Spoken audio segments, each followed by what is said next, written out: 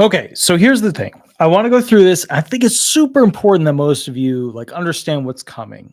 And I don't think the SSA was very aggressive. Let me move the mic a little bit in applying this in past years, especially during the whole COVID situation where there were stimulus payments. But I think we can all agree that there are some channels out there on YouTube, Facebook, TikTok, Twitter, all X, all of those places where essentially, just to be fair, there are influencers saying there's a fourth stimulus and it's coming soon and it's for Social Security, disability insurance people, and supplemental security income being retired and disabled widows, disabled child and widows, and all these people, right? And so the problem is that people go on this hopium and they keep clicking and subscribing and clicking and subscribing to what essentially are scam videos. These scam videos are giving people this hope that they'll get out of the financial rut that they're in. And let's just be fair, pretty much almost everybody on SSI is in a financial rut. Most of the people on SSDI are in a financial rut, and a good clump of individuals on retirement are in a financial rut. So there's this hopium that a lot of people have to essentially get some sort of additional stimulus that they can use. I know a lot of people, when they got those stimulus payments, whether it was the first one, second one, or the third one, I know a lot of people, they invested it. It was the first time in their life they actually had a little bit extra cash to go and invest it. I know a lot of people who bought purses. I know a lot of people who bought, cars and this and that. I do. But at the end of the day, this is what you'll probably be seeing the SSA using going forward. Now, before I tell you exactly what it is, I want to go ahead and basically do just a little understanding about what I'm seeing literally within this past month when it comes to people who are abusing essentially the American public by promising these forced stimuluses. Okay, let's go over to a channel right now. He's got almost 460,000 subscribers. 460,000 subscribers. Okay. Now, I'm not going to say his name. I'm not going to throw it out there, but he's a big, big hit on the internet. Okay. He literally probably makes more than I do. Okay. As a result of the size of his channel. Okay.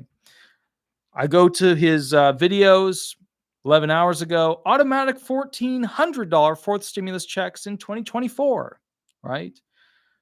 Thursday, Social Security announcement, SOTU and Social Security announcements. Let's see, 1,886 monthly for SSI with this major change. So some of his videos have accurate information. Some are just fluff about what could be, what, Democrat-oriented, presidential hopeful is projecting, things like that.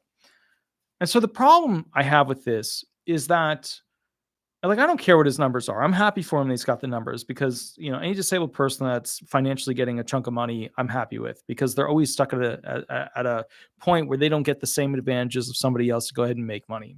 So I'm always happy about that. What I'm not happy about is that I get a lot of calls from people who are asking me when the next stimulus payment, the next stimulus check will be. Just to clarify, there is no regulation, law, bill, idea on the table that is any way of passing for there to be another stimulus payment. The United States is $34 trillion in debt. We can't afford our credit card debts as a country. Our credit card monthly, quarterly, whatever payments. I use credit card, but I really mean, essentially the things we borrow against China, Japan, the US people. We can't afford the costs to just pay on the interest. There's no stimulus coming. Okay.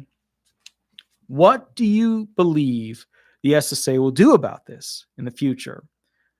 Because at the end of the day, when they say, and I'll read to you the exact title again, automatic 14th, fourth stimulus check. That's the title. What do you think the SSA is going to do about that? Because it's almost as if the government, and sometimes it's about the SSA, sometimes not. It's almost as if the government automatically has already approved. It's coming your way. Oh my goodness, right away. Well, this is what they're likely to do about it in the future.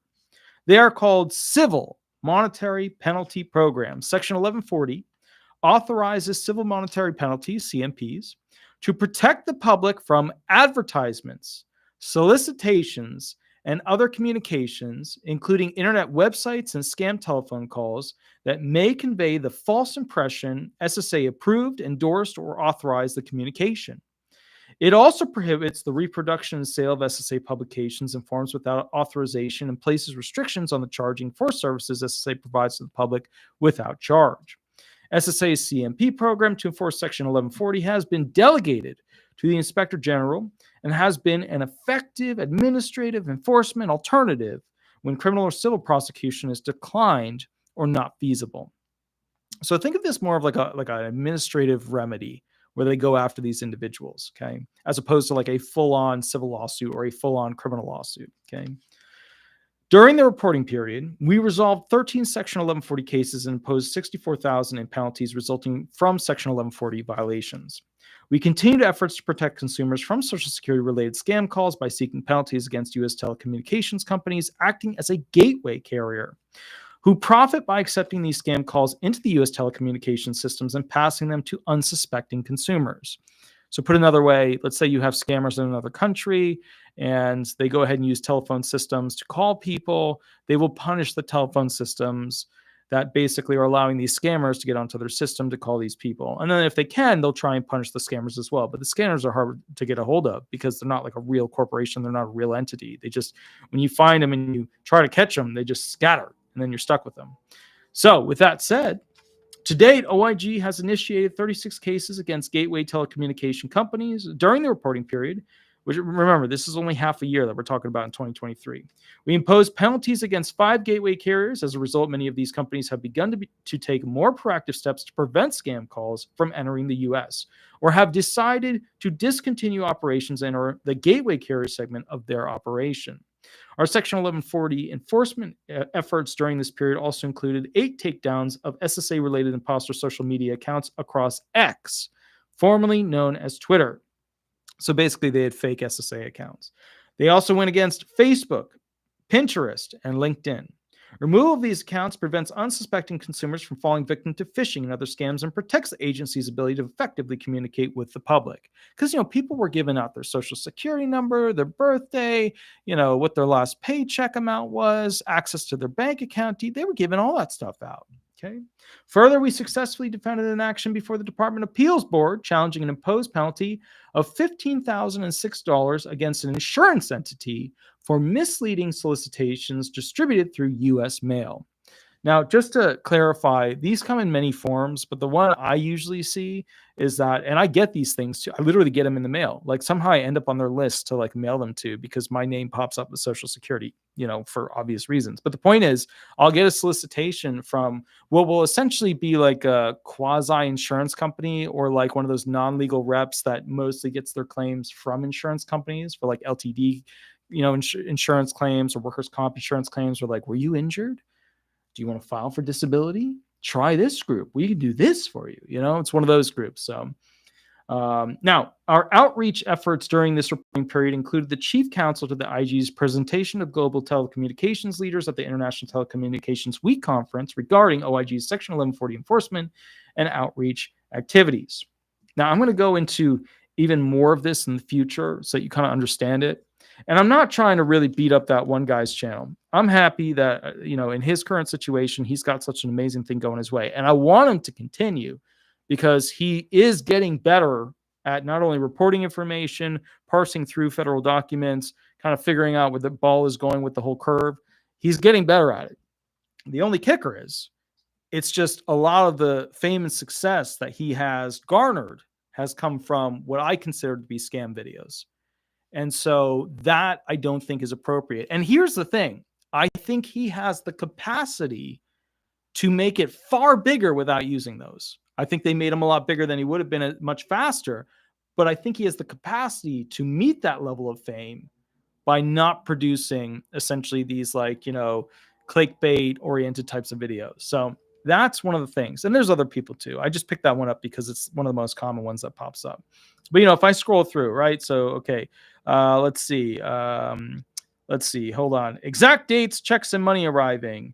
Or let's see. 3,700 approved SSA, SSDI, and SSI and seniors. It's just, Announced 15,060 in 2024. You know, that one's probably okay, but like, you know, the delivery dates, 2004 stimulus checks. That one's definitely not okay. That one's definitely not okay, right? Anyways, guys, I hope you enjoyed this and I hope you understand. I think the SSA probably in the future will be using more of these against things like YouTube influencers who are abusing, you know what I mean? The situation.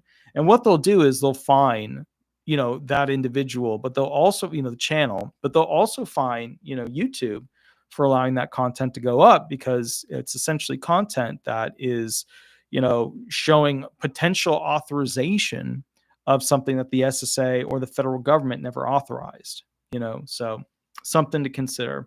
And if he sees this video, cool, just tune it back a little bit. Like a lot of your other videos, super good. I've seen a bunch of them at this point. Just tune it back a little bit when it comes to the stimulus videos. You should be A-okay. Keep doing what you're doing.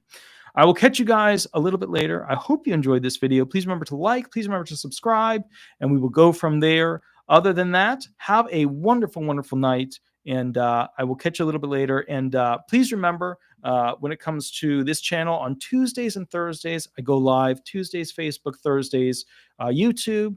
You get around maybe half an hour to an hour of free time where you can just call in the 407-279-1754. Again, the 407-279-1754. I'll go ahead and answer. We'll run whatever question you have.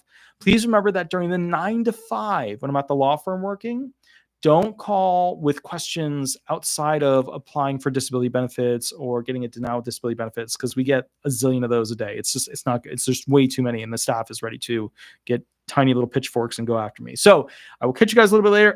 Cameraman, thank you for the 99-cent donation. Love the little glasses, sunglasses on the happy face. I will catch you guys a little bit later. You have a wonderful night, and we will go from there. Thank you so much, and I'll catch you later. All right, bye-bye, everyone. Bye-bye.